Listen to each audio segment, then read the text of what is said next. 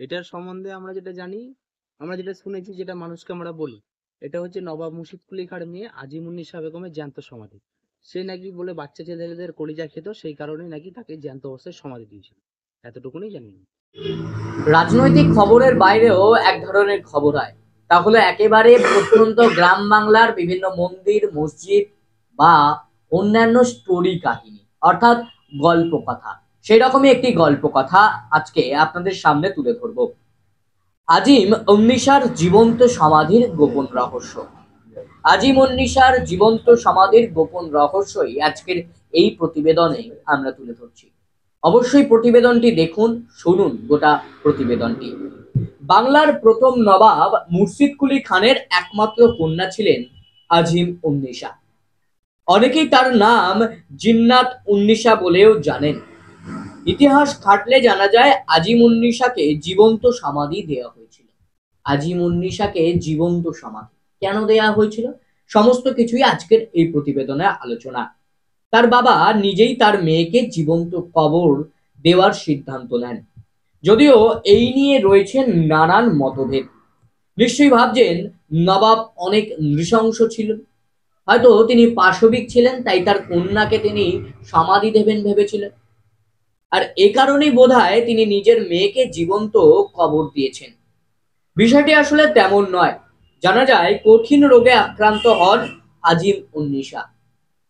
কবিরাজ তাকে দৈনিক একটি মানব শিশুর কলিজা দিয়ে ওষুধ তৈরি করে খাওয়াতেন। ভাবতে পারছেন, মানব শিশুর কলিজা অর্থাৎ হৃদয়, তা দিয়ে ওষুধ তৈরি করে খাওয়াতেন। এরপর ওই ব্যাধি থেকে মুক্তি পেলেও নবাব কন্যা মানব শিশুর কলিজায় নেশাগ্রস্ত হয়ে পড়েন। মানে যেটা খেয়ে খেয়ে কদিন ধরে অভ্যস্ত হয়েছিলেন, সেই মানব শিশুর কলিজা অর্থাৎ হৃদয়ের প্রতি তিনি আসক্ত হয়ে পড়েন। চুরি করে হলেও তিনি শিশুদের কলিজা বের করে খেতেন। চুরি করে হলেও শিশুদের যে হৃদয়, তা বের করে খেতেন ওই নবাব এর কন্যা। এই ঘটনা মুর্শিদ কুলি খাঁ জানতে পারে এবং তাকে জীবন্ত কবর দেওয়ার নির্দেশ দেন। যদিও আজিম উন্নিশার মৃত্যু ও তার সমাধি নিয়ে নানান কল্প কাহিনী প্রচলিত আছে, মানে অনেক গল্প অনেক কাহিনী আছে আজিম উন্নিশাকে কেন্দ্র করে। যদিও অনেকেই তত্ত্ব মানতে নারাজ, তাদের মতে নবাব মুর্শিদ কুলি খানের বংশ পরম্পরা অনুযায়ী তার মতোই তার মেয়েকে মৃত্যুর পরই কবর দেওয়া হয়েছিল মসজিদের সিঁড়ির তলায়। আজ মুন্নিসা বেগমকে জীবিত অবস্থায় কবর দেয়া হয়নি, আজি মুন্নিসা বেগমকে জীবিত অবস্থায় কবর দেয়া হয়নি। মানে যে কথা আমরা একটু আগে আলোচনা করলাম যে আজি মুন্নিসাকে জীবন্ত কবর দেয়া হয়েছিল, সেই কাহিনী কার্যত অনেকেই বলেন মিথ্যা। তাকে জীবন্ত কবর দেয়া হয়নি, বরং তার মৃত্যুর পর বংশ পরম্পরা নিয়ম হিসেবে মসজিদের সিঁড়ির তলায় তাকে কবর দেয়া হয়েছিল। মুর্শিদাবাদ জেলার গাইড থেকে শুরু করে টাঙা চালক, টোটো চালক, তারা ওই ধরনের গল্প কথা বানিয়ে মানুষকে ভুল বোঝান, যার ফলে তারা বাড়তি একটু উপার্জন করে। মানে একটি গল্প কাহিনী আছে, তার পরিবর্তে আরেকটি গল্প কাহিনী শোনাচ্ছেন তাদের লাভবানের জন্য। আদৌ কোনটা সঠিক তারা কিন্তু শোনাচ্ছেন না। যেমন আমরা মানুষকে বলি যে এটা নয় আসল তত্ত্ব এটা, তখন মানুষ বেশ মন দিয়ে শুনতে থাকেন, তেমন এই মনকে তারা আকৃষ্ট করে নেন, করে নিজেদের ব্যবসা চালান। আমরা যেভাবে দীঘা পুরীতে দেখি, ঠিক সেইভাবে যেন ব্যবসা চালাচ্ছেন মুর্শিদাবাদেও। 1730 সালে আজিম উন্নিশাকে ভারতের মুর্শিদাবাদের মহিমাপুরে জীবন্ত সমাধি দেয়া হয় বলেই মত অনেকের।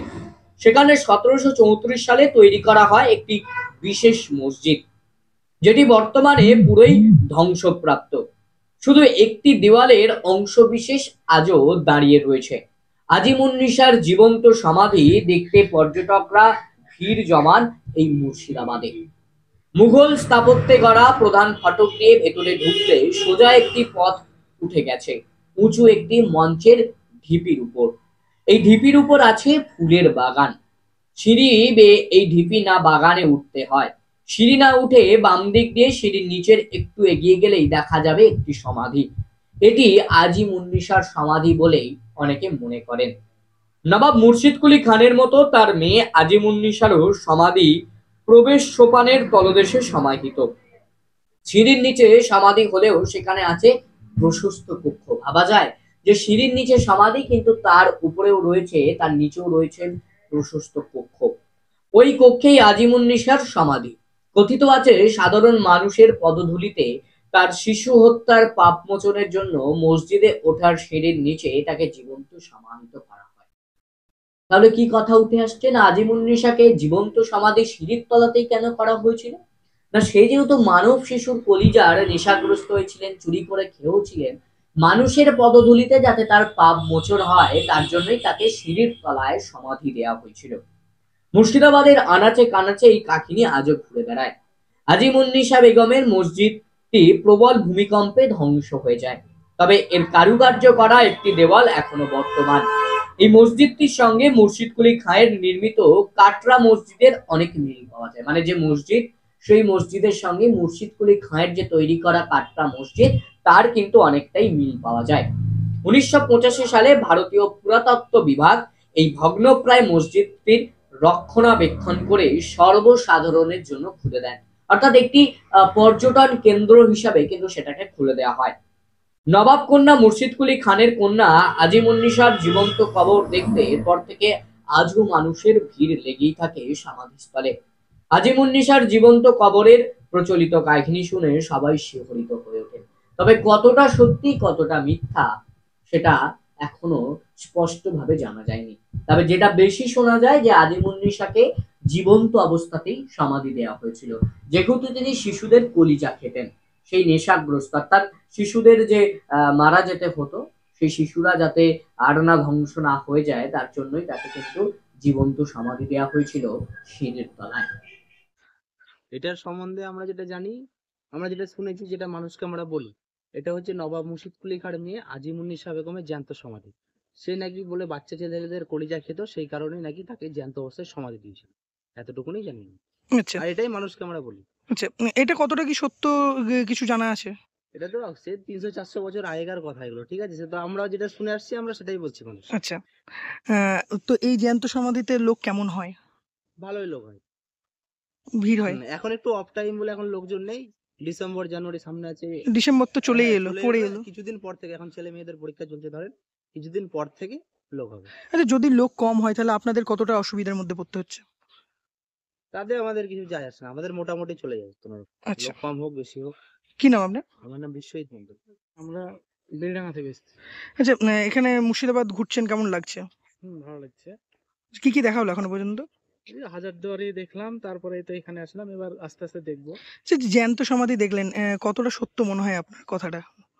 সেটা তো আর বলতে পারছি না, তো হুম, সবাই তো বলে সত্য এটা। আচ্ছা।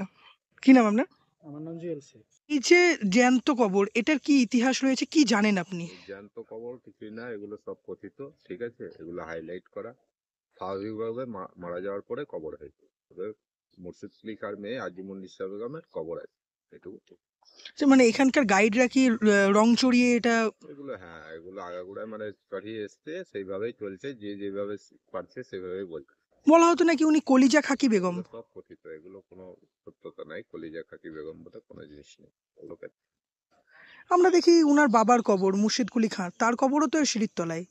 এর এর কারণ হচ্ছে, আমরা যেমন বেঁচে থাকতে দেখবেন কোনো মন্দিরের নেম প্লেট দেওয়া আছে, ঠিক আছে, তার উপর দিয়ে তো আমরা হেঁটে যাচ্ছি, ঠিক আছে। তো এরা ধর্মটাকে ভালোবাসতো, তাই বেঁচে থাকতে যদি কোনো অন্যায় করে থাকে, তার জন্য সিঁড়ির নিচে কবর দিয়ে কাউরি পায়ের তলা যদি মানে তার উপর দিয়ে যদি কেউ যায়, তার পায়ের ধুলোতে সে স্বর্গ লাভ করতে পারবে। এই ধারণার জন্য এরা সিঁড়ির নিচে কবর নিত। আচ্ছা, এখানে কি কি দেখবে কবর ছাড়া? এখানে এইটাই কবর। এখানে আর কবর উপরে ছাড়া উপরে উঠে? এটা মসজিদ। যে কোনো মসজিদের নামাজিরা এমনি তো কবরের উপরে কেউ চাপবে না, তাহলে মসজিদ থাকলে কোনো নামাজি মানে নামাজ পড়তে যাবে মসজিদে, এই কারণে মসজিদের সামনে ইনাদের কবর আছে। আচ্ছা, এই মসজিদটার এমনি নাম কি? আজিম কাটরা মসজিদ। আজিমুন্নিসা বেগমের নাম অনুসারে এই জায়গার নাম দেওয়া হয়েছে আজিম কাটরা মসজিদ। ওটা কাটরা মসজিদ আর এটা আজিম কাটরা আজিম মসজিদ। কাটরা মসজিদ। আরেকটা জিনিস, এখানে এখনো কি নামাজ পড়ার প্রচলন রয়েছে? না না, এখন নামাজ হয় না, বহু বছর ধরে বন্ধ হয়ে গেছে। সেন্ট্রাল গভর্নমেন্ট নেওয়ার পরেও এখানে কোনো নামাজ হয়নি। আরেকটা গেট দেখা যাচ্ছে ভাঙা, সেটা কি ব্যাপার? এটাই মসজিদের গেট, প্রবেশ পথ আর কি। মসজিদটা পেছন দিকটা ছিল, সামনের পজিশনটা ভেঙে গেছে।